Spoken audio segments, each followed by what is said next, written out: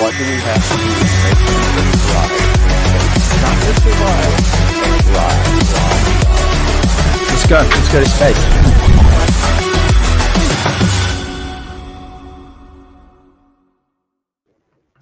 Hello, everyone, and welcome to Fridays with Tim. Today is May 13th, 2022, and I am Tim Alatorre, Orbital Assembly Corporation's Chief Operating Officer. And thanks for being here. It's really fun to do these question and answer sessions, and there's always a lot that's going on, a lot that's happening, and you always have fantastic questions. So happy to be here with you, and thanks for everybody tuning in today. And if you're not able to tune in live, thanks for watching the replay of this, and hope to catch you next time. So to start off with, just as I typically do, an update of where we're at and what's happening in the world of Orbital Assembly Corporation. First off, just a reminder that we are doing our first ever art contest, and we've received a lot of great entries, and the deadline for that is this Sunday at midnight, May 15th. And a reminder, we do have some prizes that have been donated. Janet's Planet and LifeShip are collaborating with us on this. Janet's Planet is a program dedicated to helping children and youth explore STEM and STEAM opportunities and educational opportunities to get them excited about space and science and technology. And then LifeShip is a company that we've actually signed a memorandum of understanding with. They're a potential customer of ours moving forward.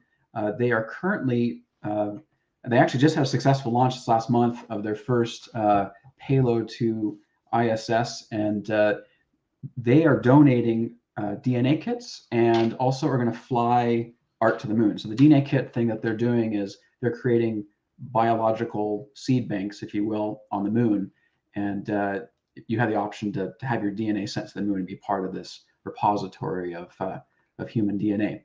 And then the art will be sent up for the top 300 entries. So really excited for LifeShip and grateful for their collaboration and participation in our art contest. And you have 2 days if you'd like to participate. And we have an adult and a youth component to that art contest.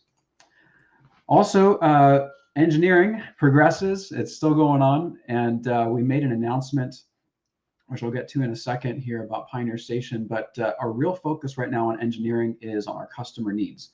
That's where we're putting our energy. We have the station architecture to the point now where we need to understand who our customers are and what their specific requirements are, so we can make sure we're building a station that is tailored to those specific people. We've designed the station to accommodate a broad number of industries and use cases, but we have some customers that have very specific needs as far as space, power, thermal, vacuum requirements. And so getting all that dialed in is our next real push on the engineering side. And as I teased just a second ago, we did make a formal announcement of Pioneer Station this last month. We sent out a press release about that. We had revealed a little bit about it back towards the end of last year with the NASA CLD, the Commercial LEO Development Solicitation. And in fact, this image here that I'm showing is from that CLD submittal. And basically this last month, we felt it was time to go ahead and announce exactly what we're doing with Pioneer. And the real advantages that Pioneer has over the other space stations that are being proposed by other space development companies and NASA even are on the screen here. So primary, the main differentiator is we're providing gravity. And Pioneer Station, as well as its successor in the future, Voyager Station, are designed to provide artificial gravity. And as we talked about previously here and in other venues, humans don't do very well in microgravity. There's a lot of physiological and also mental issues that come from spending long periods of time in microgravity. And we feel that having even a small amount of artificial gravity is essential to having humans live long-term on orbit. So the gravity component of Pioneer Station in the beginning, especially for tourists, will be fairly low. We've talked in the past about limiting our rotation rate to 1.5 revolutions per minute. And we'll be doing experimenting and figuring out how far we can push that to where people still feel comfortable. For researchers and other organizations with trained personnel, we can increase that spin rate and get it up to potentially even half a G with Pioneer Station. So Pioneer on the artificial gravity component side is a real game changer in in understanding human physiology and gravity effects. Also, another big plus of Pioneer Station is its modularity. So as I was talking about earlier about customers, Pioneer can be really tailored to a broad spectrum of industry applications, from communications and data processing to fabrication and industrial applications of advanced fiber optics, pharmaceuticals, thin film applications, and there's a company we've been talking with that's doing work with stem cells and creating artificial organs. So that can be accommodated on Pioneer Station. And the modularity of the station allows us to have a broad range of configurations where we could have a smaller station, which supports maybe 4 to 7 people, and we can go up to 50, 60 people or more, depending on customer needs. So Pioneer is a very flexible architecture, and we're really excited about that.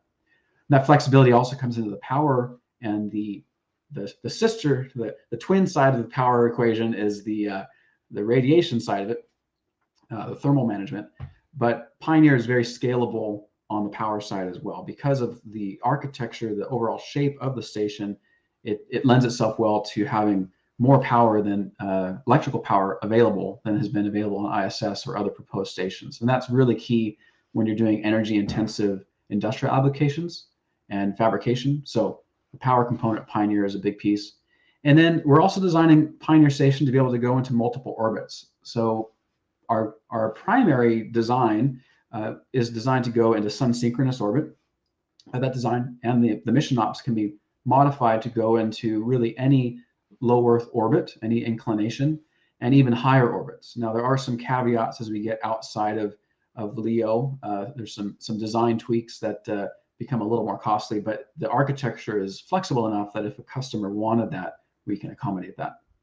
And then, as I mentioned previously, the modularity allows us to have a wide range of sizes available, but our base station, the kind of the basic core of Pioneer Station, has a volume of around 400 cubic meters, which is larger than any volume that has been flown. And that allows for a wide range of uses for industrial applications, as I mentioned, also media, and it's highly configurable. That space is designed to be accommodating to current tenants and repurposed to future tenants. And then finally, we are able to provide 24/7 availability of our station. An interesting thing that's happened with the International Space Station moving into the commercial realm, if you recall, a few years ago, NASA created the National Laboratory, where companies could come up and do work on ISS. But right now, the going rate for the International Space Station, if you want an astronaut to work on your project, you're paying $180,000 an hour for that astronaut time, and companies are limited to, I think it's like 25 hours per year of astronaut time.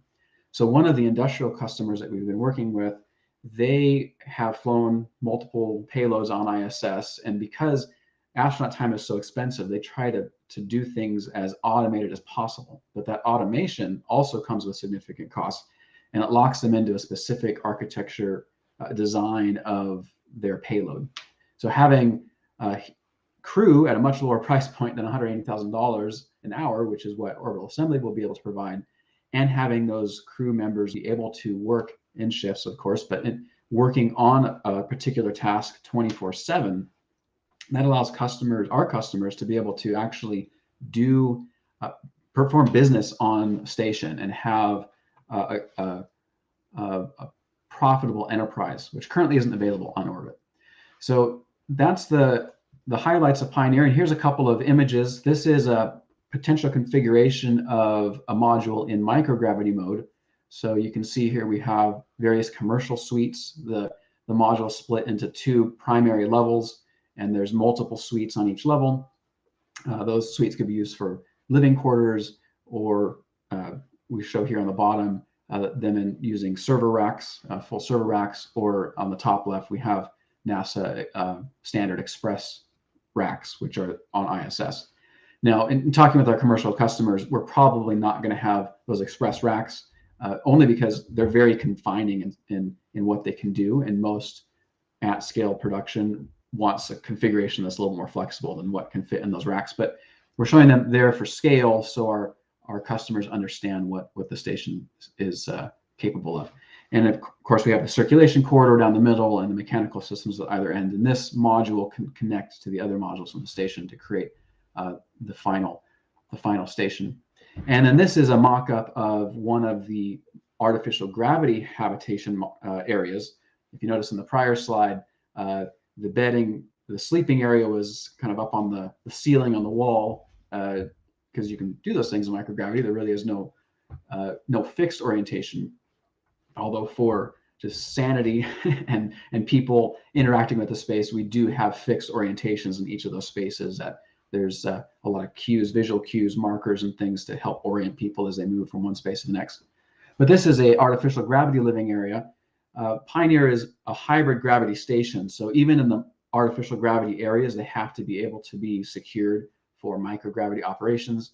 And so you see the striped things on the wall. Those are Velcro straps, so that things can be secured in a microgravity environment. And this living quarters here is designed for use at a very low gravity level, down to about 0.05, 0.1 G. And of course, as the gravity scales up, the habitation area would continue to function. Also, over this last month, our net capital raise, our second net capital raise ended. That ended on April 29th. And thank you so much to everyone who invested. A lot of people who've already put comments in the chat here. I recognize your names as investors, and you've been following us very closely. And many of you actually invested several times over the length of the raise. So thank you again. We did publish a thank you video from our executive team, but we can't say it enough. Thank you so much for helping us in this journey and getting to these next steps. And then outreach and media work continues. So we've received actually a lot of good press with our Pioneer Station press release. And we had an article with CNN that's gotten quite a bit of coverage. And then this last week, actually, I think it was earlier this week, I was featured on CNBC on their news hour, their news program. We've also had a number of interviews and articles that are in the works that will be coming out. So we really are appreciative of the press and their excitement about what we're doing. And then later this month, Rhonda Stevenson, our CEO, and myself will be at ISDC, that's the International Space Development Conference. And I will be giving 3 presentations. Actually, I'll be presenting on Friday, talking about the commercial end-to-end ecosystem and how orbital assembly is part of this larger ecosystem, from launch providers providing upmass to the on-orbit services and our customers and what they're doing on station, and then the downmassing and how our customers can run profitable businesses using Pioneer Station. And then on Saturday, I'll be sitting on a panel discussion with I believe right now it's a representative from Blue Origin, a representative from NanoRacks, and a representative from Voyager Space Holdings, I believe. And we'll be talking about commercial LEO development and how our different approaches are to creating commercial space stations. So that's going to be really exciting.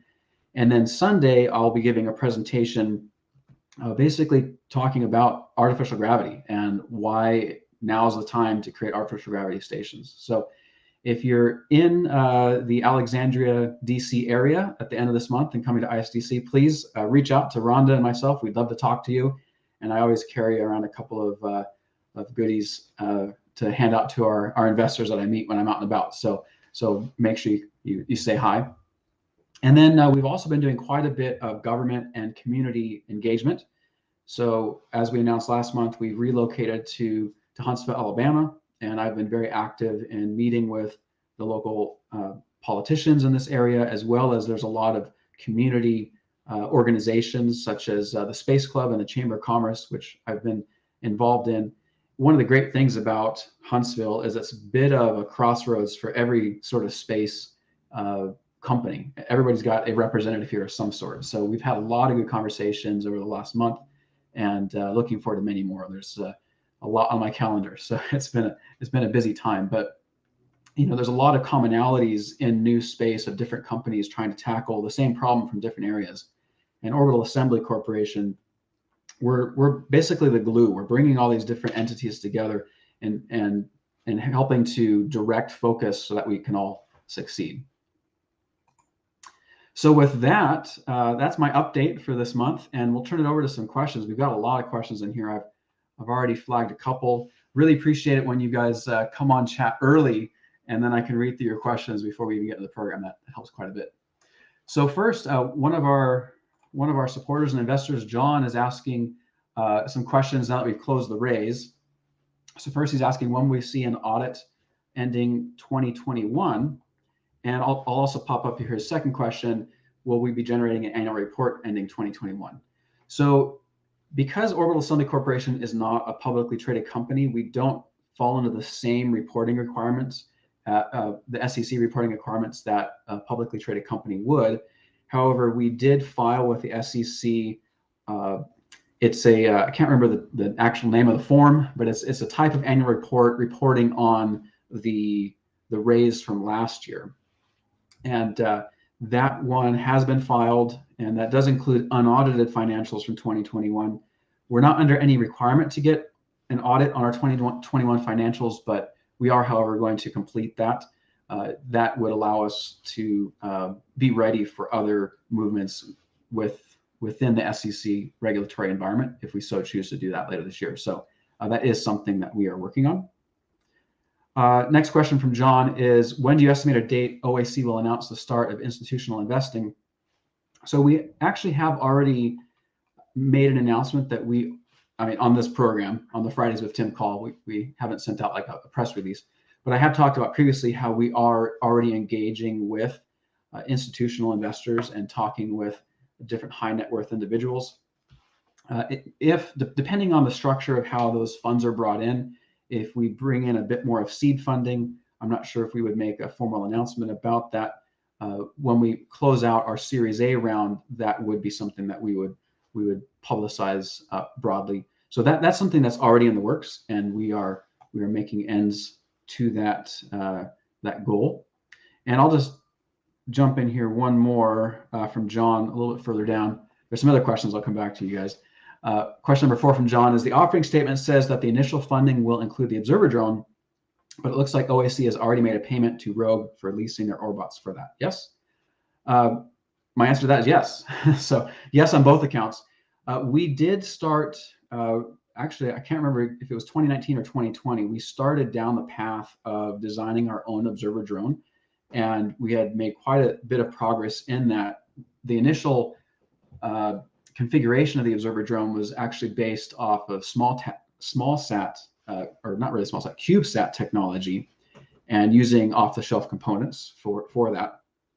And Rogue Space is somebody who we were introduced to some time ago, and they've become actually a key partner with us in making our stations a reality. So they already had a bot called Laura, which provides that observation capabilities plus some additional things. And as you mentioned, we can actually lease that from them as opposed to just buying it outright. So from a financial standpoint, there's a lower barrier to entry for us.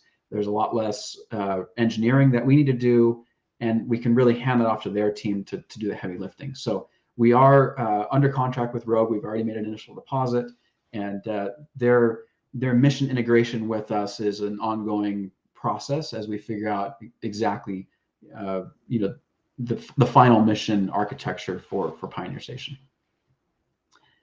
Okay, going back up to some other questions here. Kyle, he's saying thanks for letting us invest, and you're welcome. And he said he has a couple of ideas thanks to our future in space. So I'm actually not going to bring these up on screen, only because we're really sensitive about bringing in outside ideas. There's a lot of excitement from our community, and we actually get a lot of emails and even like physical mail of people's ideas and patents they filed and things like that. And we just have to return them. I can assure you that we've got very talented people. We're thinking through things very deliberately and carefully and trying to come up with as many alternatives as we can. But due to copyright and IP issues, we have to be really careful about taking in additional ideas. If you see me at ISDC and you're chatting away with me and you share an idea, that's one thing. In an official capacity, where you submit something, we really want to discourage that.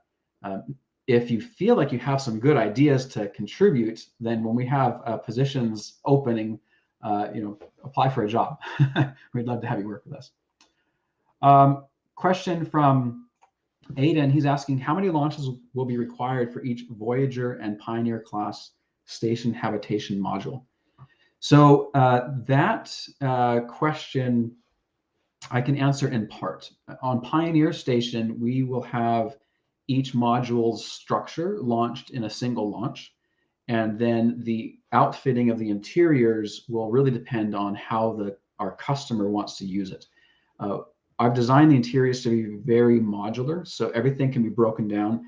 Think of it as a very elaborate IKEA kit, right? So you have the floors and the walls and all the structure, the support structure can all be packed in that initial launch is what the goal is. We don't have the final packing plan for that first launch yet, but based on initial studies, it should all be able to fit in there. And then it'll be set up to where it's a functioning module, a functioning station.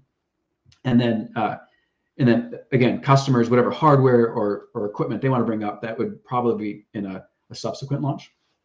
Now for Voyager, the jury's still out on that one. We are making every effort to have everything we're doing with Pioneer feed forward into Voyager.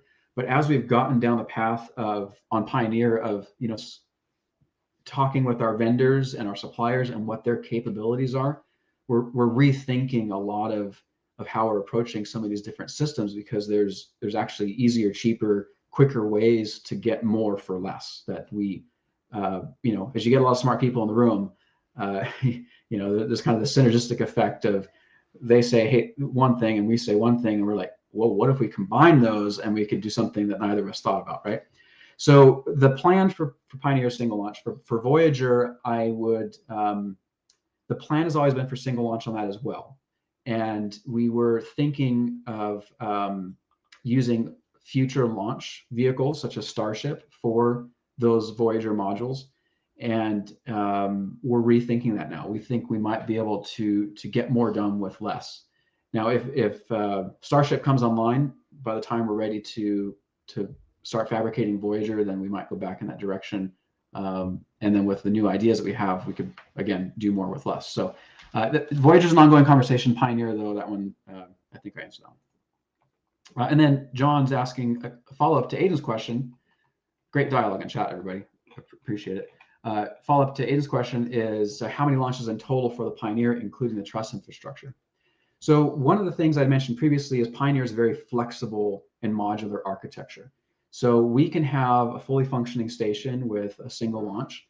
And by fully functioning, I mean we have power, life support, and systems in order to keep people alive for a limited period of time. Depending on the customer needs, we can build that out to a much larger station. So for example, the gravity ring component of it would be a couple launches in itself. And then we can keep going from there. So if a customer wanted a much larger Pioneer station, that might be 4 or 5 launches. The kind of the basic, the complete Pioneer station would be what I would consider complete, kind of the baseline complete, operational in 1 launch, and then complete in 2 or 3 launches. And that is assuming Falcon 9 equivalency payload capacity. If we were to go with Starship or something very large like New Glenn, then you could have the entire complete, and I'm using complete in air quotes because, again, complete depends on what our customers want, and we're fleshing that out right now. But you could have the complete station in a single launch with Starship, just because its capacity is so big. Great questions, by the way. And next one here is from Dolly. He's just thanking us for our future in space. Also up here, we'll talk about it. Yeah, our Future in Space is a show that we started, I guess we're in our second month now. And our VP of Science and Research and one of the co-founders of Orbital Assembly Corporation, Jeff Greenblatt, I should say Dr. Jeff Greenblatt. He worked hard for that doctor title there. He's the primary showrunner, I guess, for that program. And then Eric Ward, our VP of Engineering Design, has been a co-host on that. And it's been really fun to have these deep conversations with the people we talk to quite frequently. Most of the people they've had on the show have been close associates with Orbital Assembly Corporation in some capacity, but they've also reached out to their broader contact base and are getting some real notables in the space community, and it's fun to hear the different topics. So I'm glad you're enjoying it, Dolly, and we're going to plan on keep doing it for the time being. John's got another question today, and John, thanks again for your investment and your due diligence in reading everything. It's very clear from your questions today that you've done you've done your due diligence, and I appreciate that. So John's saying, according to the near-term timeline, 2022 Q2 P-Star Mark 1 begins fabrication. Are you on target? So yeah, our initial plan back when we launched our raise towards the end of last year was to start fabrication of the P-Star Mark 1. Now, for those who aren't aware, P-Star was the Pioneer class station truss assembly robot. And we were planning on having that be a separate launch that would go up and build just the gravity ring truss, just a demonstration truss that would demonstrate the control systems and have a couple payloads on there, creating artificial gravity at scale for the first time, which is exciting. As tends to happen, and what I was alluding to earlier in my conversation, where you get smart people in the room and ideas start flying around. So we actually had, Dr. Tom Spilker, our chief technology officer, he has a lot of great ideas at like 11:30 at night.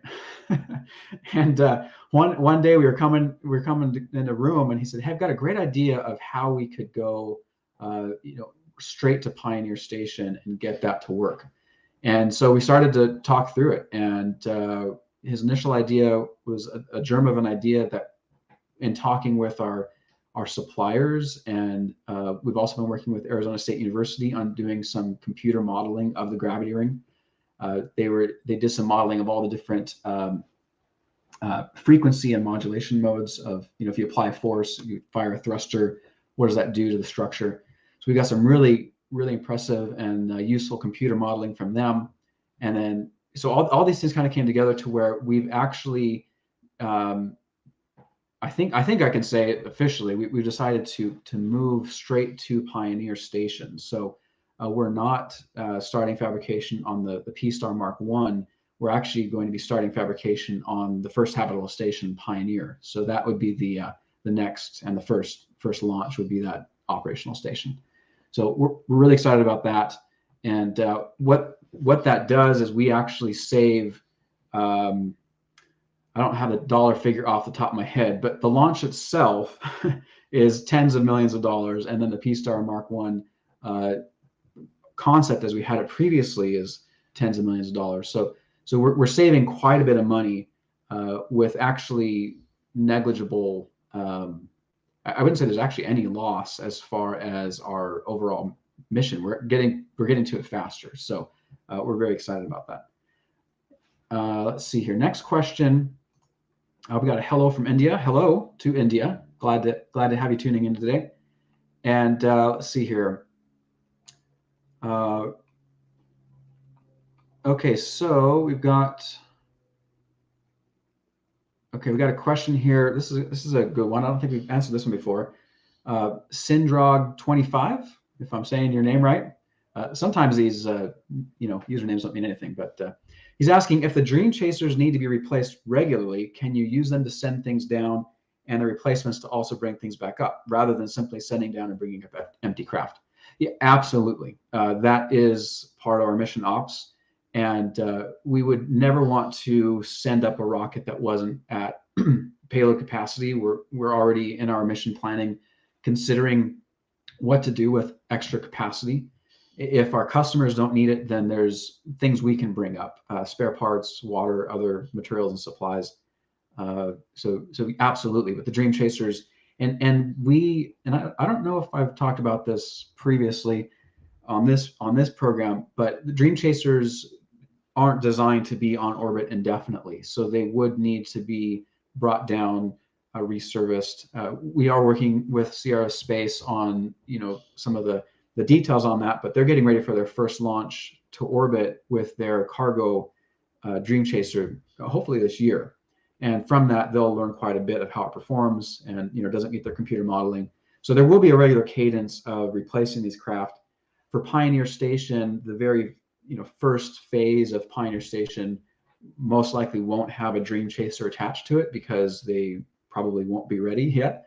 But we'll have enough other craft, which right now the only craft that can take people to orbit for us is Dragon by SpaceX. And so we would have Dragons on station to be able to get people down if needed.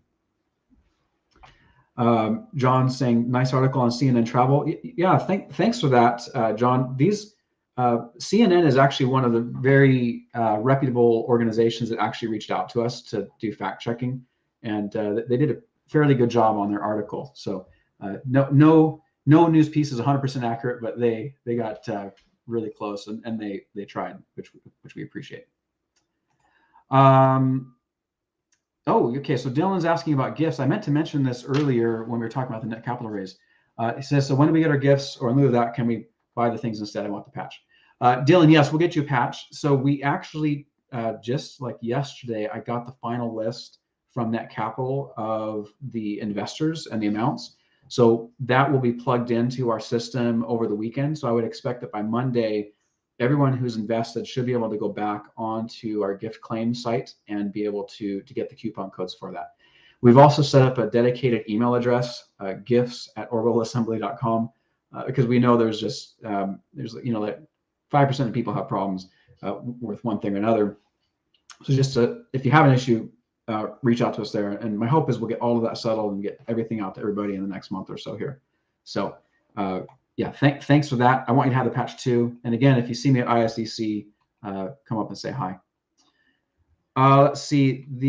So Tony's asking, where can we watch the CNBC clip? I missed it. You can actually find that on their Twitter. I think it's if you look up Shepard Smith, it's like the news on CNBC or something like that. And it was they tweeted out the whole clip on I believe it was Tuesday when it aired. So you can go back to look at their Twitter feed. And actually, I think we retweeted it. Or maybe I just did it on my personal. I'll make sure it gets retweeted on the Orbital Assembly Twitter. So if you're following us on there, you can check there too. Let's see here. And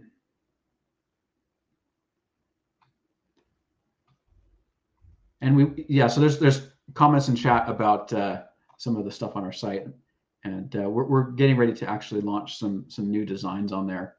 The swag shop, as we call it, hasn't had much update in a while. Let's see.